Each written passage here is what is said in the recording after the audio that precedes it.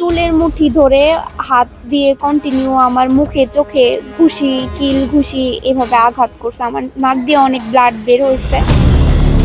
Direct আমাকে হুমকি দেয় যেন আমি মামলা বা কোনো আইনি পদক্ষেপ না নেই।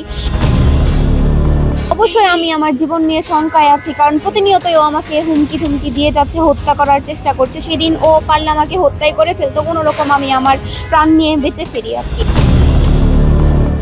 রক্তাক্ত মুখ, ফুলে যাওয়া চোখ, আতঙ্কে ভরা দৃষ্টি। রাজধানীর বনানীতে এক তরুণীর জীবনে নেমে এসেছিল ভয়ঙ্কর এক সন্ধ্যা। প্রেমিকের হাতে নির্মম নির্যাতনের শিকার হয়ে এখন ন্যায় বিচারের লড়াইয়ে অসহায় হয়ে পড়েছেন ফাহমিদা আফরিন জুই নামের এই ভুক্তভোগী। গত ৭ এপ্রিল সন্ধ্যায় বনানীর ব্যস্ত সড়কে চলন্ত একটি ভাড়া গাড়ির ভেতরেই ঘটে এই বর্বরতা। অভিযোগ অনুযায়ী দীর্ঘদিনের সম্পর্কের জেরে হঠাৎ করেই ক্ষিপ্ত হয়ে ওঠে প্রেমিক এবং নির্দয়ভাবে মারধর শুরু করে জুইকে। এক পর্যায়ে তার মুখমণ্ডল রক্তাক্ত হয়ে যায়, ফুলে যায় চোখ। গাড়ির ভেতরেই চলতে থাকে এই নির্মমতা। ৫ তারিখের যে ঘটনাটা ঘটছে, ও আমাকে অন্যান্য মেয়েদের সাথে ও মেলামেশা করে, এটা আমি বলতে যাই, প্রতিবাদ করতে যাই, এই কারণে ও আমার গায়ে হাত তুলে আমাকে মেরে ফেলার চেষ্টা করে। আমি কোনো রকম প্রাণে বেঁচে যাই। বেঁচে গিয়ে আমি রাত ২টার দিকে থানায় আসি। আর চুলের মুঠি ধরে হাত দিয়ে কন্টিনিউ আমার মুখে চোখে ঘুষি এভাবে আঘাত করছে। আমার নাক দিয়ে অনেক ব্লাড বের হয়েছে। আমি ২ দিন হসপিটালে ছিলাম। আমি এই বাম চোখে আমি দেখতেও পারতেছি না। ঘটনার পর বনানী থানার পরামর্শে জুইকে নেওয়া হয় ঢাকা মেডিকেল কলেজ হাসপাতালে। সেখান থেকে চিকিৎসা নিয়ে মেডিকেল রিপোর্ট সংগ্রহ করে একই দিন সন্ধ্যায় থানায় লিখিত অভিযোগ দায়ের করেন তিনি। কিন্তু অভিযোগ দায়েরের পরই পাল্টে যায় পরিস্থিতি। অভিযুক্তের প্রভাবশালী রূপ সামনে আসে। বনানীতে সীসা লাউঞ্জ ব্যবসার আড়ালে থাকা এই ব্যক্তি সাংবাদিকদের উপস্থিতিতেই চড়াও হন। আপনারা যদি ব্যক্তিগত অ্যাটেম্পে যান তাহলে এই বিষয়টা আপনাদের ভুল হবে।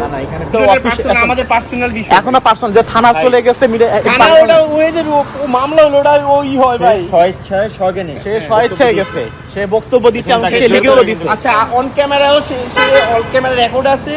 সে বলছে যে আমার পিছনে সাংবাদিকরা সাইদা আসছে, আমার কাছে রেকর্ড আছে। সাংবাদিকরা আমার বারবার বলতেছে এই সেই, ঠিক আছে, এটা আমি আমার মতো ওই রেকর্ড পার্সন আমার কাছে আছে। কোন সাংবাদিক ওরা এই করছে ওটা ওই বলবেন।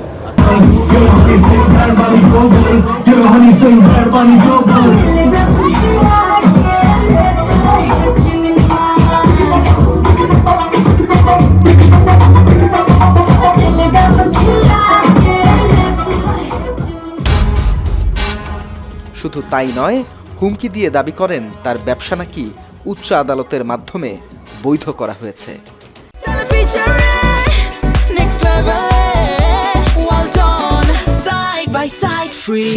ফর দ্য ফার্স্ট টাইম আমি লাউঞ্জ ব্যবসাটাকে অথরাইজ করছি, রিট করে হাইকোর্টের অর্ডার নিয়ে আমিই করছি। আমার মাধ্যমে 5টা লাউঞ্জের কিছু স্টাফদের রিজিকের ব্যবস্থা হয়েছে, কেউ চাকরি করে রাখাতে, একটা স্টাফের সাথে আরো 10 জন জড়িত মানুষের আমি উপকার করছি। তারপরে কদিন আগে একটা রেড হয়েছিল ওই যে আনজারা বিল্ডিং, ওইখানে যে আমি প্রতিনিধিত্ব করছি। আমি মানুষের যতটুকু পারি আমি সহযোগিতা করি, সেই জায়গায় ও যে এরকম করবে এটা আমি বুঝি না। ঘটনার নাটকীয় মোড় আসে তখনই যখন গণমাধ্যম কর্মীদের ফোন করে ভুক্তভোগী জুই জানান তাকে জোর করে মামলা তুলে নিতে বাধ্য করা হচ্ছে। আমার নাম হচ্ছে ফাহমিদা আফরিন জুই। এখন আমাকে রীতিমতো থ্রেট দিয়ে বলতেছে যে অভিযোগ তোলার জন্য, নিউজ না করার জন্য বলতেছে। এগুলা কন্টিনিউ করলেও আমার নামে মিথ্যা মামলা দিবে। এইটা আমি তুলে নিইনি, আমাকে থ্রেট দেওয়া হয়েছিল। দেন আমি বনানী থানায় যাই। তারপর তদন্ত অফিসার আমাকে বলে যে তুমি আগে সুস্থ হও। ওরাই তুলতে চায় না অভিযোগ, হ্যাঁ, বাট ও রীতিমতো ফোর্স করতেছে আমি যেন অভিযোগ তুলে নিই, নাহলে আমার নানাভাবে হুমকি, তো ভয় ভীতি এগুলা দেখ। যে জুয়েল, রাইসুল ইসলাম জুয়েল, আমাকে হোয়াটসঅ্যাপে রীতিমতো টেক্সট কল, আমার নাম্বার থেকে কল দিয়ে বলতেছে আমি অসুস্থ, শরীর নিয়ে আমি উঠতে পারতেছি না। এই অবস্থায় ও আমাকে আবার হচ্ছে ধমক এগুলা করতেছে। আমি কি করবো আমি বুঝতে পারতেছি না। জুয়ের অভিযোগ তাকে ব্ল্যাকমেইল করে মানসিকভাবে ভেঙে ফেলা হচ্ছে। যে হাত অন্যায়ের বিরুদ্ধে প্রতিবাদ তুলেছিল সেই হাতকেই এখন থামিয়ে দেওয়ার চেষ্টা চলছে অদৃশ্য চাপের মাধ্যমে। একজন নারীর উপর প্রকাশ্যে হামলা, গণমাধ্যমকে হুমকি এবং শেষে ভুক্তভোগীকেই মামলা প্রত্যাহারে বাধ্য করার চেষ্টা, সব মিলিয়ে প্রশ্ন উঠেছে আইনের শাসন নিয়ে। অভিযুক্ত কতটা প্রভাবশালী হলে একজন ভুক্তভোগীকে এভাবে চাপে ফেলা সম্ভব? এখন সবার চোখ আইনশৃঙ্খলা বাহিনীর দিকে।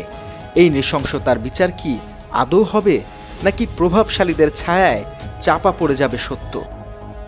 এই ঘটনা শুধু একটি নির্যাতনের নয়, এটি বিচারহীনতার সংস্কৃতির প্রতিচ্ছবি। এখন দেখার বিষয়, রাষ্ট্র কি ভুক্তভোগীর পাশে দাঁড়ায়, নাকি আবারও নীরব হয়ে যায় ন্যায় বিচার? Script Bangla addition.